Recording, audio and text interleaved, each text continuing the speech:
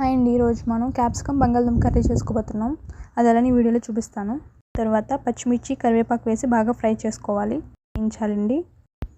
Onions fry అయిన తర్వాత బంగాళదుంప వేసి ఒక 2-3 మినిట్స్ ఫ్రై చేసుకోవాలి. బంగాళదుంప ఫ్రై అయిన తర్వాత క్యాప్సికమ్ కూడా వేసుకొని ఒక 2-3 మినిట్స్ పచ్చివాసన పోయే వరకు కూడా ఫ్రై చేసుకోవాలి. బంగాళదుంప క్యాప్సికమ్ ఫ్రై అయిన తర్వాత టమాటాలు వేసి ఉప్పేసి బాగా కలిపి ఒక 5 మినిట్స్ కుక్ చేసుకోవాలి. ఈలోపు ఒక చిన్న అల్లం ముక్క, 4 వెల్లుల్లిపాయలు రోట్లో వేసుకుని బాగా కచ్చాపచ్చగా దంపుకోవాలి. దంపుకున్న దాన్ని కూరలో వేసుకొని బాగా కలిపి మూత పెట్టుకోవాలి. అల్లం వెల్లుల్లి పేస్ట్ వేసిన తర్వాత ఒక 5 మినిట్స్ తర్వాత కారం వేసి ఒక 2-3 మినిట్స్ కలిపిన తర్వాత సరిపడా వాటర్ పోసి ఒక 10 మినిట్స్ కుక్ చేసుకోవాలి.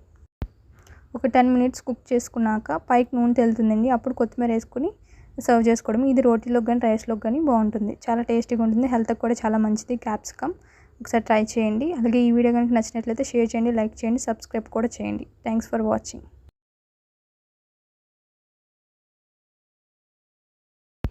మీకు ఇలాంటి మోర్ వీడియోస్ కావాలనుకుంటే కనుక మీకు ఏమేమి కావాలో కర్రీస్ నాకు కామెంట్ చేయండి. Thanks for watching. బాయ్.